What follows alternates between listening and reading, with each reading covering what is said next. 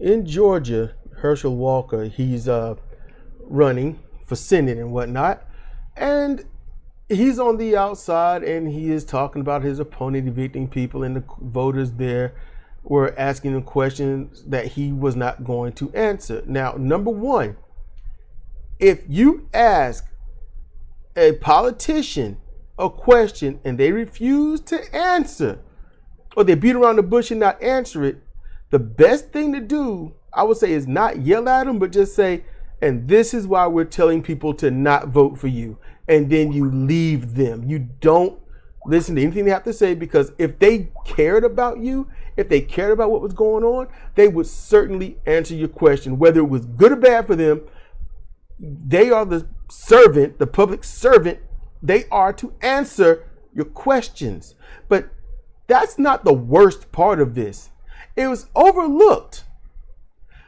And what got me is the people that was supporting Hershel Walker were paid people to act as if they were the ones that had been or are being evicted from an area owned or ran by his opponent. So while the whole thing was about Hershel Walker not answering questions, I am more stunned at the lack of coverage or moral outcry at these people who were paid to stand there falsely and claim with their stance of something that had not happened, that they're not even a part of. See, the politician is going to politic. They're going to do whatever they can, fair or unfair, to trip you up. It's what they're going to do. And since that's their goal, and I mean, this is the South, right? This is religious country, right?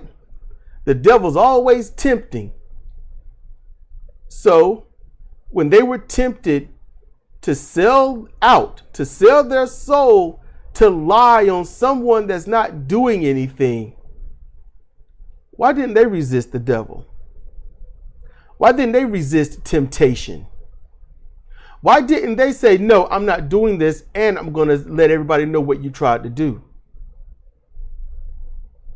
So if these people are that easily corrupted with money or fame or something, you have to think, these people probably have children and are friends.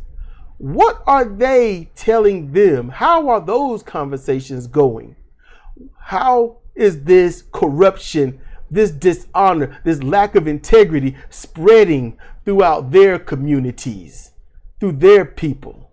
Why is no one concerned with this? If everyone is so worried about who's getting gender reassignment surgery, or who's having relations with who in whom's bed, who's getting pregnant or who doesn't want to keep a pregnancy that they don't want, shouldn't you be more concerned with who's out there helping spreading lies to convince you of the things that's not true? Shouldn't you be angry at those that are not allowing you to know the truth? I mean, consider the fact that I think it's far more favorable for people to lie to get what they want. And then when they get what they want, they realize how much it hurt. So then they got to blame somebody else. And maybe that's really what it is. No one of any possible merit needed in their field had any honor or integrity in the first place. And the tempters out there are simply letting it be known with what they're doing.